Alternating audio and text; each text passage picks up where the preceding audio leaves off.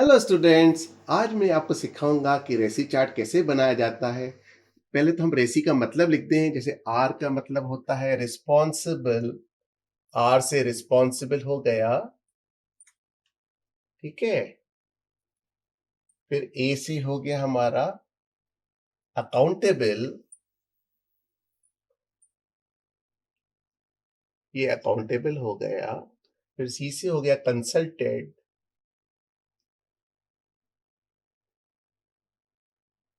ये कंसल्टेड हो गया। और फिर आपका हो गया इस आपका आई से इन्फॉर्म्ड। तो इस प्रकार से हम ये रेसी मैट्रिक्स बनाते हैं, जैसे कि हमको इमीडिएट पता पड़ जाता है कि हमारा जो है कौन कौन पर्सन इन्फॉर्म्ड रहेगा, कौन कौन अकाउंटेबल रहेगा, कौन रिस्पॉन्सिबल रहेगा और कौन अपना जो है अकाउंटेबल रहेगा। इस तरीके से हम इसको रेसी चार्ट बनाते हैं। तो सबसे पहले हमको क्या करना पड़ता है, जितने भी प्रोजेक्ट की एक्टिविटीज है हम उसको यहाँ ड्रॉ कर देते हैं। जैसे अपना एक प्रोजेक्ट एक्टिविटी आ गई, एक यहाँ लिख लीजिए प्रोजेक्ट एक्टिविटी। ये प्रोजेक्ट एक्टिविटी आ गई हमारी, ये प्रोजेक्ट एक्टिविटी। तो जैसे define functional and aesthetic needs, एक ही एक्टिविटी है,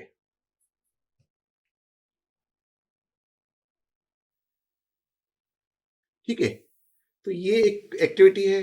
अब हमारे पास जो स्टेक होल्डर्स हैं, एक तो हमारे पास है स्टेक होल्डर प्रोजेक्ट मैनेजर, फिर हमारे पास रहता है कंसल्टेंट, ठीक है। फिर हमारे पास रहता है आर्किटेक्ट, फिर सिमिलरली हमारे पास रहता है कॉन्ट्रैक्टर,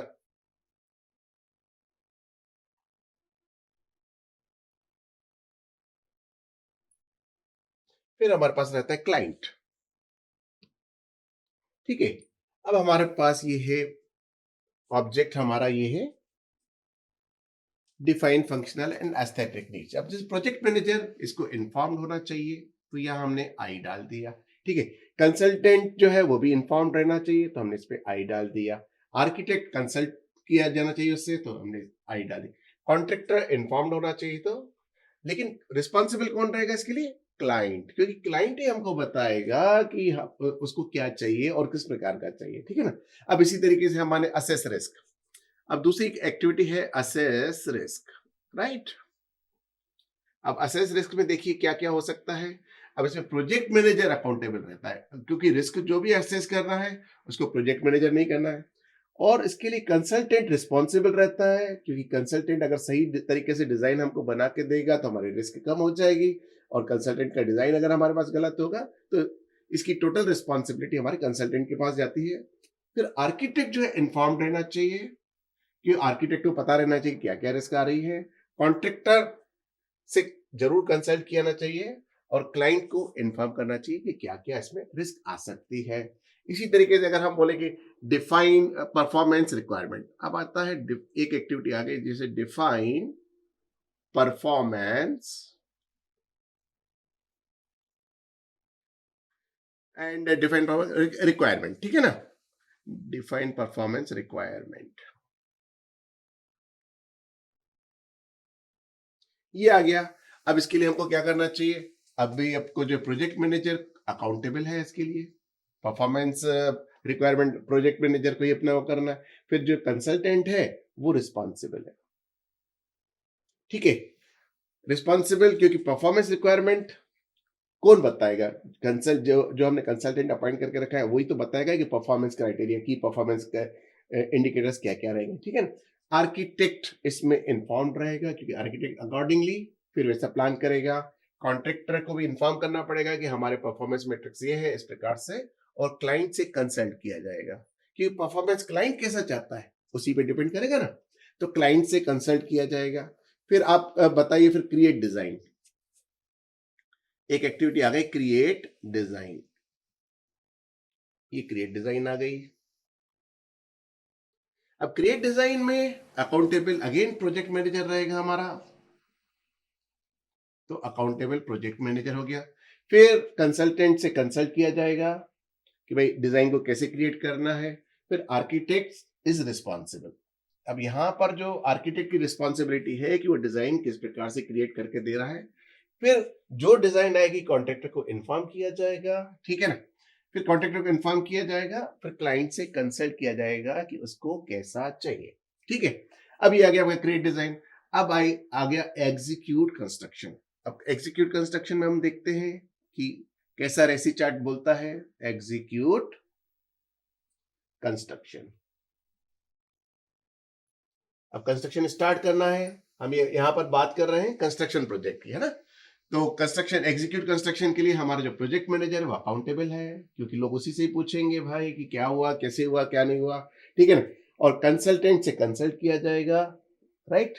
और फिर आर्किटेक्ट से भी कंसल्ट किया जाएगा, तो ये कंसल्टेंट में आ जाएगा। फिर कॉन्ट्रैक्टर से रिस्पॉन्सिबल, क्योंकि आप अल्टीमेटली जो है कंस्ट्रक्शन का काम स्टार्ट करना है कॉन्ट्रैक्टर को, तो कॉन्ट्रैक्टर से रिस्पॉन्सिबल। और फिर क्लाइंट को इन्फॉर्म किया जाएगा कि हाँ आपका कंस्ट्रक्शन का काम स्टार्ट हो गया है, एग्जीक्यूट हो गया। फिर हम आते हैं अप्रूव करने के लिए, अप्रूव कंस्ट्रक्शन वर्क। ये अप्रूव कंस्ट्रक्शन में आ जाइए अपन, एक एक्टिविटी ये आ गई, अप्रूव कंस्ट्रक्शन वर्क, ठीक है ना। ये अप्रूव कंस्ट्रक्शन वर्क आ गया हमारा।